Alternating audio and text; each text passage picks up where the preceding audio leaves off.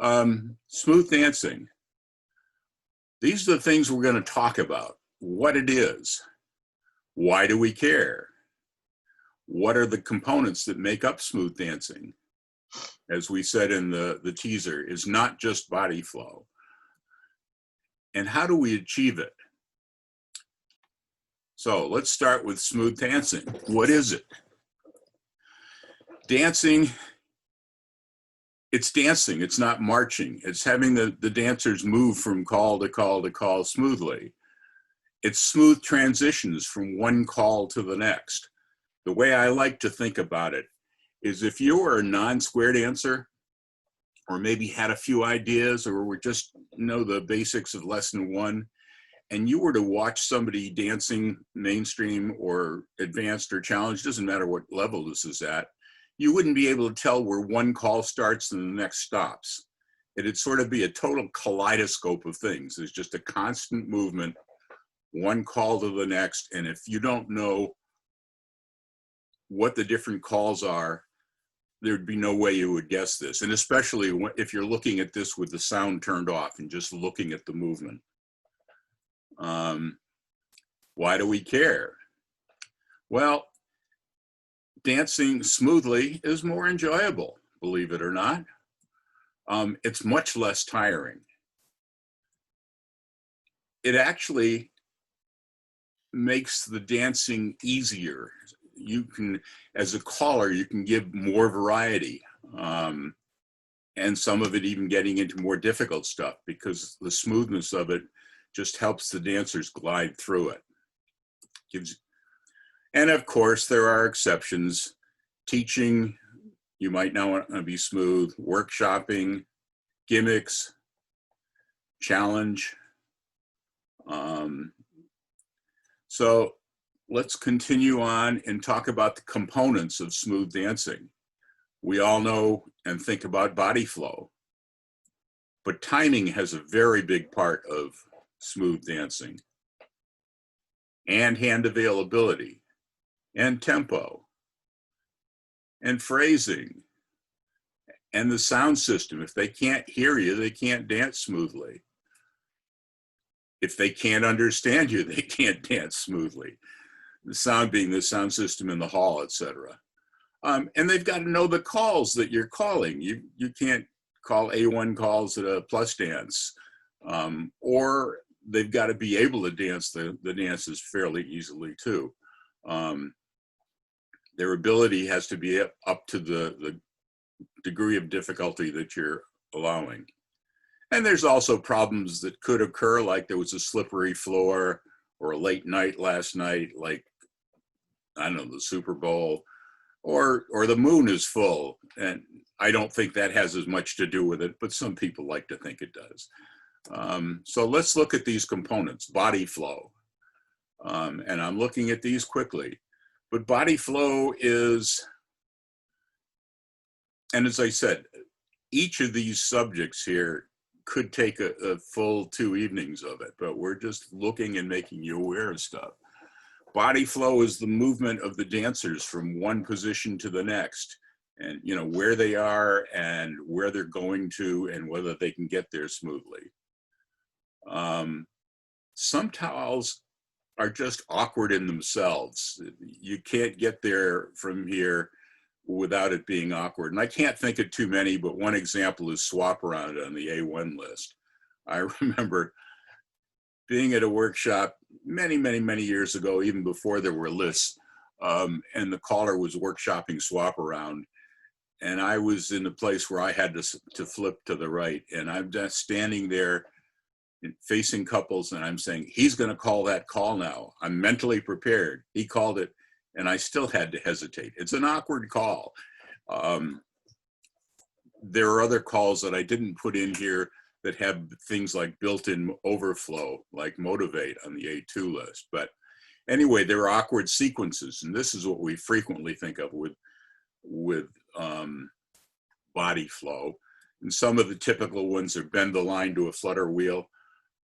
This is from a right-hand two-face line, a one-face line, but There are exceptions, of course. A left-hand two-face line to a flutter wheel is very nice, but that's a typical example. Another one is, centers in instead of cast off 3/4, bend the line. It's a very awkward sequence. You're going this way, you're going that way. And there are other examples, but I'm just trying to give you others.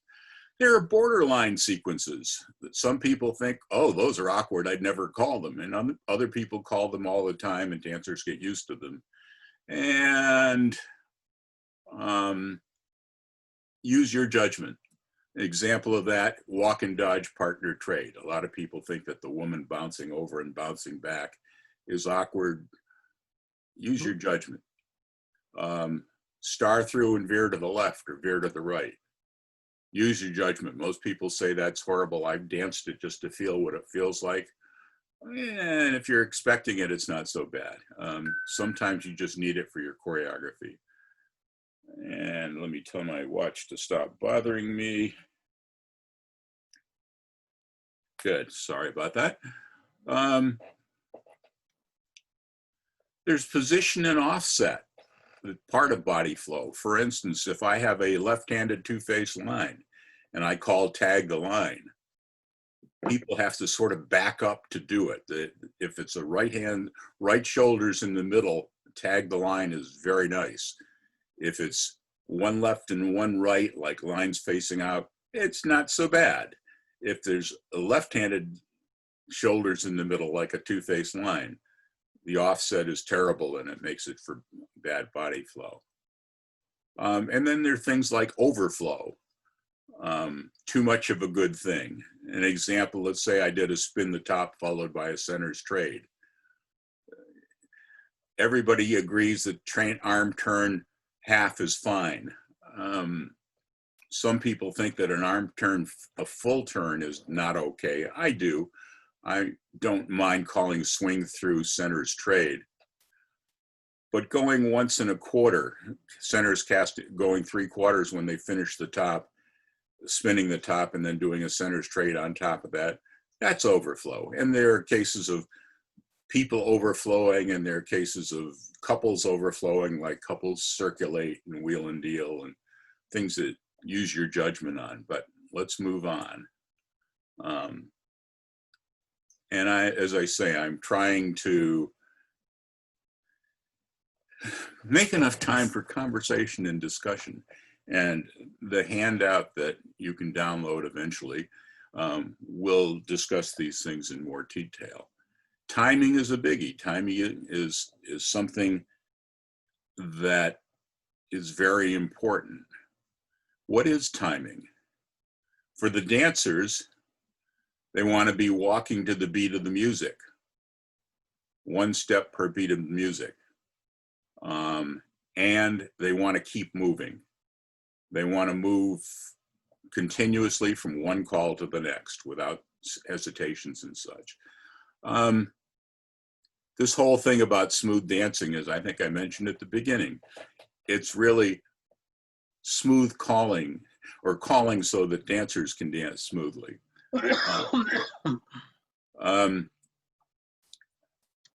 We want the dancers to walk to the beat of the music, keep walking, but not having to rush in doing so. What does that mean for the callers?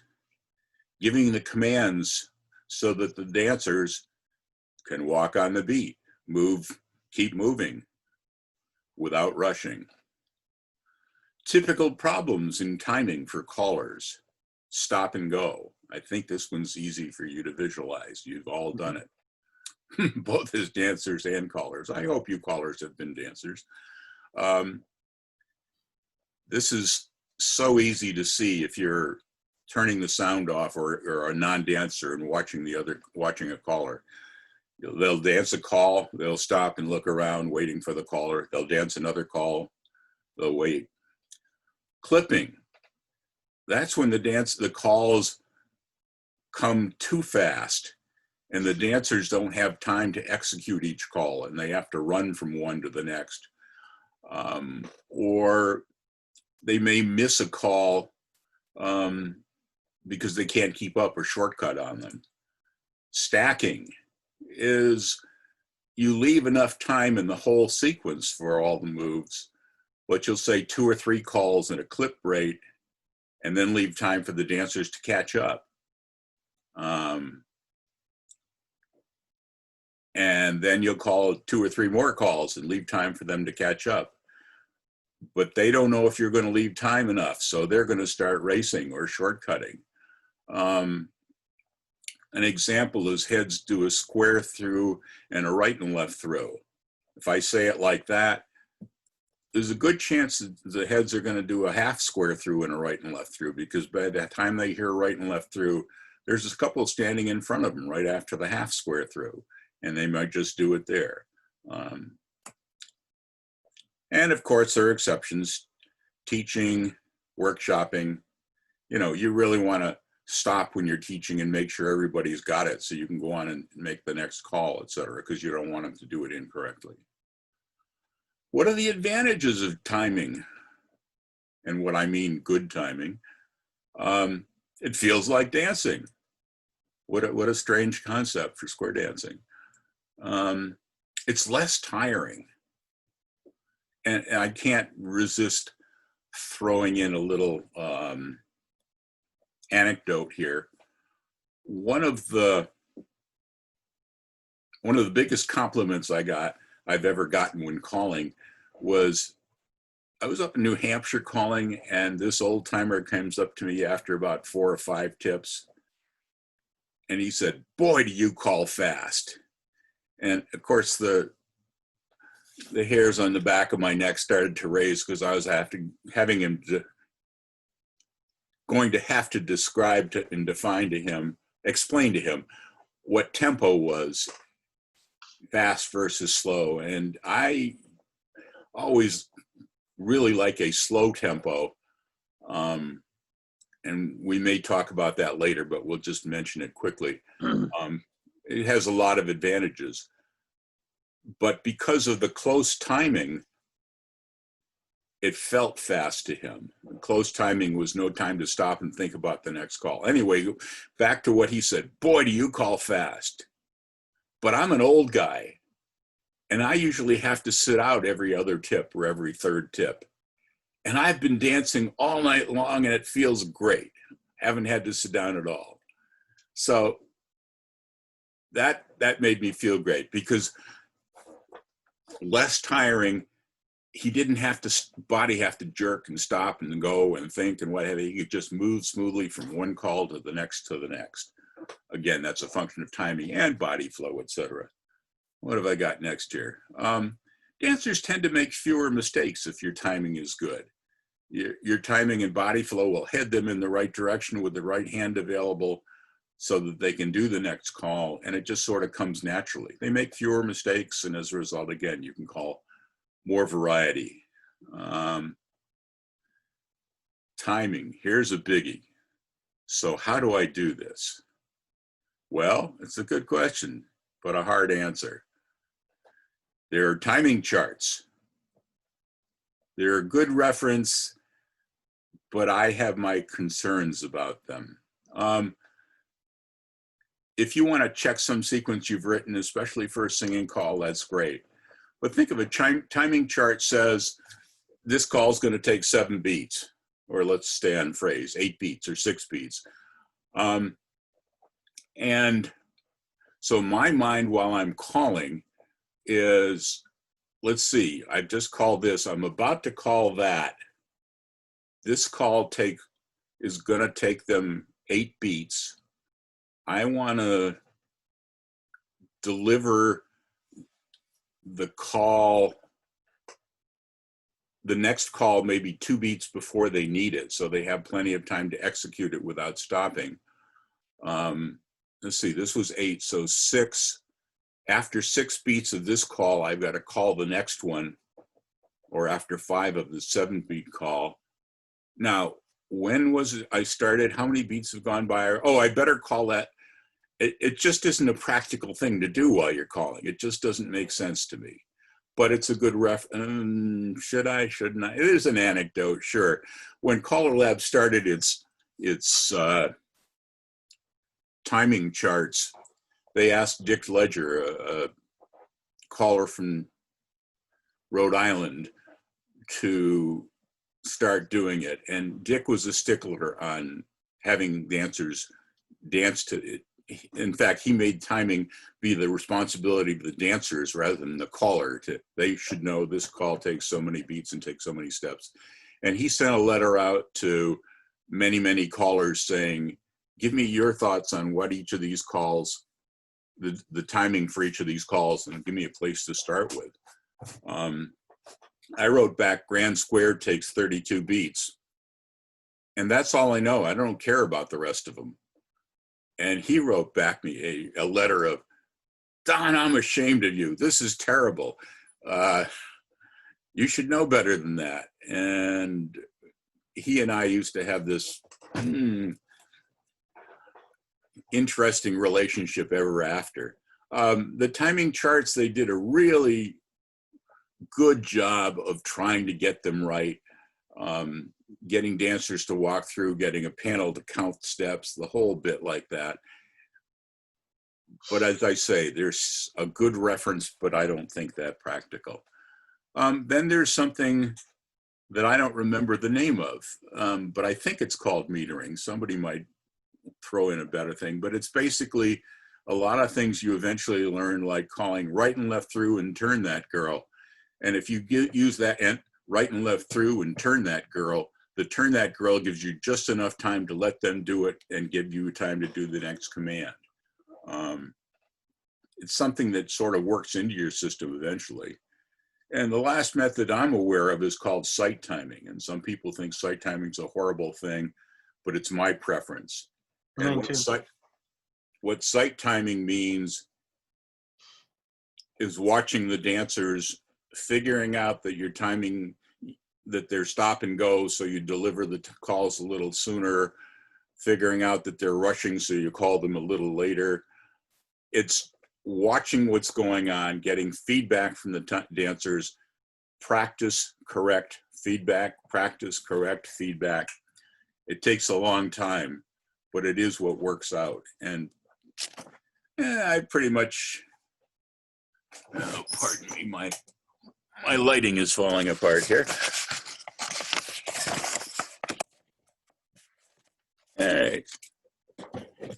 And somewhat, sight timing gets to be visualizing it in mental sight, but I can do some reasonably good sight timing without dancers just to do years of dancing. I mean, calling. And a lot of people are working on that on their virtual calling now too. Anyway. And then there's lots of other things besides that, but that we aren't going to take time to talk about because there's just not too much time. But hand availability has to be correct, which is not the old saying of don't use the same hand twice, but it's knowing when you can use a hand and when you can't. Tempo, we mentioned before. There's a whole workshop I could do on workshops we've done to check out different tempos. Ask Dan, I made him listen to a talk once from me on the phone about tempo. Different opinions on tempo. Tempo is how many beats per minute, how many steps per minute the dancers have to take. Caller Lab is working on saying instead of it's 128, they're saying it's a range from 122 to 132 or 128. I think more of it's 118 to 132. And I play around the 120 to 124, but that's a whole nother topic we won't get into now. Phrasing, calling with the phrase of the music, with the 8-beat count of it, or better yet, calling so the dancers can dance with the phrase of the music. It's not it's done all the time, rather, in contra dancing and traditional dancing, square dancing. But in Western style, it's very difficult. It's hardly done. But if you care about it, and you should, because it frequently makes the dancers feel better, it's something you should work on and can work on calls other than just the grand square. Sound. If the dancers can't hear you, they can't dance to you. It's not smooth. The sound in the hall has to be good, and you have to enunciate so they can understand the calls. There's a lot of a lot of et ceteras. I think I mentioned before, they have to, or maybe I just mentioned it when I was talking to myself before the presentation. They have to know the calls on that you're calling. You don't call plus calls at a mainstream dance. You don't call A1 calls at a mainstream or plus dance. If they haven't heard them, they can't dance them smoothly. Or if they've just learned them and aren't really accomplished at it, that will make things tough too. Slippery floor makes a difference. Super Bowl the night before makes a difference. Full moon makes a difference, etc. So how do we achieve it? Are you guys waiting for a magic bullet? I wish I had one. As I said with timing, this goes with the whole smoothness thing. You got to watch the dancers. First of all, you got to know what smooth dancing looks like with that kaleidoscope, with that continuous movement. Watch the dancers. If there's not smooth, if there's a hesitation, a running, a shortcut, this is a biggie. You have, biggie being really tough, you have to decide whether the problem is a slippery floor, or they don't know the call, or your body flow was off, or the timing was off. It's something you got to work at. Maybe you can practice by watching some other caller. And it's probably more than just one thing, but pick the biggest item. Then once you've determined what it is, you got to work on a solution. Feedback. You need feedback from the dancers. See what they're doing, figure out what's going wrong, try to fix it. And what do you do after that? More feedback. You just got to keep looking, figuring out what it is. As I said, this is not a magic bullet. It's just telling you all the stuff you're going to have to work on. Takes years, but it's worth it. Anyway, with that, hey, and I did it before the hour's up. I am going to have time for questions and discussion.